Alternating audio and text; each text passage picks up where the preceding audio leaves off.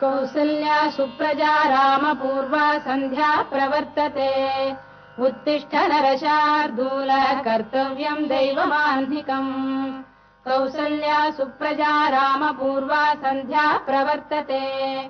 उत्तिष्ठ नरशार्दूल कर्तव्यम् दैवमान्धिकम् उत्तिष्ठोत्तिष्ठ गोविन्द उत्तिष्ठ गरुडध्वज उत्तिष्ठ कमलाकान्ता त्रैलोक्यम् मङ्गलम् कुरु उत्तिष्ठोत्तिष्ठ गोविन्द उत्तिष्ठ गरुडध्वज उत्तिष्ठ कमलाकान्ता त्रैलोक्यम् मङ्गलम् कुरु मातः समस्त जगताम् मधुकैटभारेः वक्षो विहारिणि मनोहर दिव्यमूर्ते श्रीस्वामिनि श्रुत जनप्रियदानशीले श्रीवेङ्कटेश दयिते तव सुप्रभातम् मातः समस्त जगताम् मधुकैटभारेः वक्षो विहारिणि मनोहर दिव्यमूर्ते श्रीस्वामिनि श्रुत जनप्रियदानशीले श्रीवेङ्कटेश दयिते तव सुप्रभातम् तव सुप्रभातमरविन्दलोचने भवतु प्रसन्नमुखचन्द्रमण्डले विधिशङ्करेन्द्रवनिताभिरर्चिते वृषशैलनाथ दयिते दयानिधे अत्र्यादिसप्तऋषयः समुपास्य सन्ध्याम् आकाशसिन्धुकमलानि मनोहराणि आदाय पादयुगमर्चयितुम् प्रपन्नाः शेषाद्रिशेखर विभो तव सुप्रभातम् पञ्चाननाब्ज भव षण्मुखवासवाद्याः त्रैविक्रमादिचरितम् विबुधास्तुवन्ति भाषापतिः पठति वासरशुद्धिमारात् शेषाद्रिशेखर विभो तव सुप्रभातम् ईषत्प्रफुल्ल सरसीरुहनारिकेलपूगद्रुमादिषु मनोहरपालिकानाम् आवाति मन्दमनिलः सह दिव्यगन्धैः शेषाद्रिशेखर विभो तव सुप्रभातम् उन्मील्य नेत्रयुगमुत्तमपञ्जरस्थाः पात्रावशिष्टकदलीफलपायसानि भुक्त्वा सलीलमथकेलिशुकाः पठन्ति शेषाद्रिशेखर विभो तव सुप्रभातम् तन्त्री प्रगर्ष मधुरस्वनया विपञ्च गायत्यनन्दचरितम् तव नारदोऽपि भाषा समग्रमसकृत्करचाररम्यम् शेषाद्रिशेखर विभो तव सुप्रभातम् भृङ्गावळी च मकरन्दरसानुविद्ध झङ्कारगीतनिनदैः सह सेवनाय वीर्यात्युपान्त सरसी कमलोदरेभ्यः शेषाद्रिशेखर विभो तव सुप्रभातम् योषा गणेन वरदध्नि विमथ्यमाने घोषालयेषु दधिमन्थन तीव्र घोषाः रोषात् कलिम् विदधते ककुभश्च कुम्भाः शेषाद्रिशेखर विभो तव सुप्रभातम्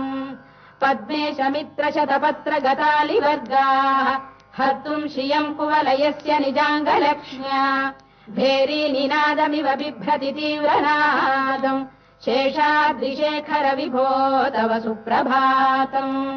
श्रीमन्नभीष्टवरदाखिललोकबन्धो श्री श्रीनिवास जगदेकदयैक सिन्धो श्रीदेवतागृहभुजान्तर दिव्यमूर्ते श्रीवेङ्कटाचलपते तव सुप्रभातम् श्रीमन्नभीष्टवरदाखिललोकबन्धो श्री श्रीनिवास जगदेकदयैक सिन्धो श्रीदेवतागृहभुजान्तर दिव्यमूर्ते श्रीवेङ्कटाचलपते तव सुप्रभातम् श्रीस्वामि पुष्करिणिकाप्लव निर्मलाङ्गाः श्रेयोर्धिनो हर विरिञ्च सनन्दनाद्याः द्वारे वसन्ति वरवेत्र हतोत्तमाङ्गाः श्रीवेङ्कटाचलपते तव सुप्रभातम् श्रीशेषशैल गरुडाचल वेङ्कटाद्रिनारायणाद्रिवृषभाद्रिविषाद्रिमुख्याम् आख्याम् त्वदीय वसतेरनिशम् वदन्ति श्रीवेङ्कटाचलपते तव सुप्रभातम् सेवापरा शिव सुरेश कृशानुधर्म रक्षोऽम्बुनाथ पवमान धनाधिनाथाः बद्धाञ्जलि प्रविलसन्निज शीर्षदेशाः श्रीवेङ्कटाचलपते तव सुप्रभातम् घाटीषु देवि खगराज मृगाधिराज नागाधिराज गजराज हयाधिराजाः स्वस्वाधिकारमहिमाधिकमर्थयन्ते श्रीवेङ्कटाचलपते तव सुप्रभातम् सूर्येन्दुभौम बुधवाक्पदिकाव्यसौरिस्वर्भानुकेतुदिविषत्परिषत्प्रधानाः त्वद्दासदासचरमावधिदासदासाः श्रीवेङ्कटाचलपते तव सुप्रभातम् त्वत्पादधूलिभरितस्फुरितोत्तमाङ्गाः स्वर्गापवर्गनिरपेक्ष निजान्तरङ्गाः कल्पागमाकलनयाकुलताम् लभन्ते श्रीवेङ्कटाचलपते तव सुप्रभातम् त्वद्गोपुराग्रशिखराणि निरीक्षमाणाः स्वर्गापवर्गपदवीम् परमाम् श्रयन्तः मर्त्या मनुष्य भुवने मतिमाश्रयन्ते श्रीवेङ्कटाचलपते तव सुप्रभातम् श्रीभूमिनायक दयादिगुणामृताब्धे देवादिदेव जगदेक शरण्यमूर्ते श्रीमन्ननन्त गरुडाधिभिरर्चिताघ्रे श्रीवेङ्कटाचलपते तव सुप्रभातम् श्रीपद्मनाभ पुरुषोत्तम वासुदेव वैकुण्ठ माधव जनार्दन चक्रपाणे श्रीवत्स चिह्न शरणागत पारिजात श्रीवेङ्कटाचलपते तव सुप्रभातम् कन्दर्पदर्पहर सुन्दर दिव्यमूर्ते कान्ताकुजाम्बुरुह कुड्मललोल दृष्टे कल्याण निर्मल गुणाकर दिव्यकीर्ते श्रीवेङ्कटाचलपते तव सुप्रभातम् मीनाकृते कमठकोल नृसिंहवर्णिन् स्वामीन् परश्वत तपोधन रामचन्द्र शेषांश राम यदुनन्दन कल्किरूप श्रीवेङ्कटाचलपते तव सुप्रभातम् लीलालवङ्ग घनसार सुगन्धितीर्थम् दिव्यम् वियस्सरिति हेम घटेषु पूर्णम् धृत्वाद्य वैदिक शिखामणयः प्रहृष्टाः तिष्ठन्ति वेङ्कटपते तव सुप्रभातम् भास्वानुदेति विगचानि सरोरुहाणि सम्पूरयन्ति निनदैकगुभो विहङ्गाः श्रीवैष्णवास्ततमर्थितमङ्गलास्ते धामाश्रयन्ति तव वेङ्कट सुप्रभातम् ब्रह्मादयः सुरवराः समहर्षयस्ते सन्तः सनन्दन मुखास्तव योगिवर्याः धामान्तिके तव हि मङ्गलवस्तु हस्ताः श्रीवेङ्कटाचलपते तव सुप्रभातम्